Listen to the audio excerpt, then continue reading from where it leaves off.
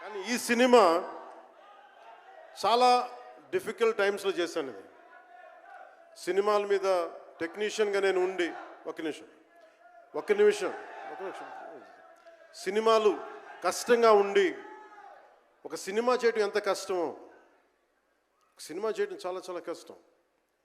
నేను మీతో పంచుకోదలుచుకున్నాను ఈ రోజున. మీకు సంబంధించి నేను మొదటి సినిమా నుంచి ఇప్పుడు దాకా జానీ సినిమా నేను చేసినప్పుడు అది ఫెయిల్ అయితే, ఆ సినిమా ఫ్లాప్ అయితే ఎలా ఉంది అంటే ఆ రోజు నా పరిస్థితి, వరుసగా హిట్లు కొట్టి కూడా ఒక్క సినిమా ఫ్లాప్ అయితే అందరూ మీరు వదలలేదు. నేను మీ గురించి ఎప్పుడు మాట్లాడతాను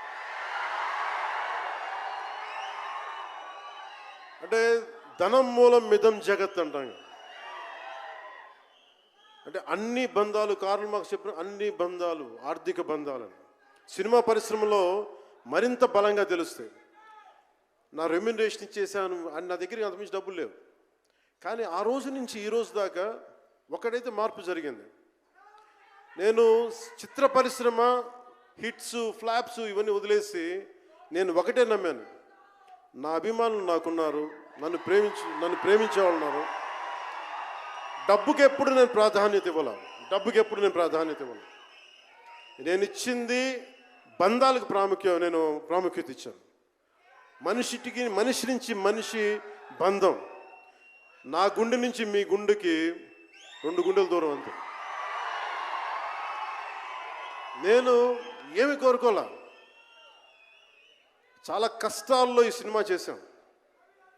పేరుంది, ప్రధానమంత్రి గారి దగ్గర నుంచి అందరు తెలుసు. కానీ దానివల్ల డబ్బులు రావు. మనకి డబ్బులు వచ్చే సినిమానే రావాలి.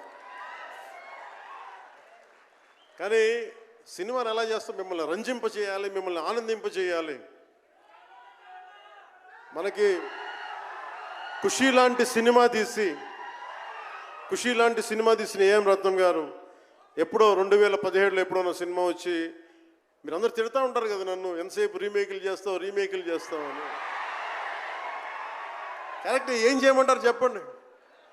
మనకెవరు పెద్ద పెద్ద దర్శకులు లేరు. మన కింద నుంచి వచ్చిన వాళ్ళం.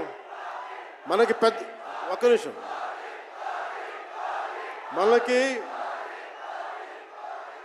మన సినిమాలని చెప్తున్నా, ఓజీ సంతోషం, ఇది వీరా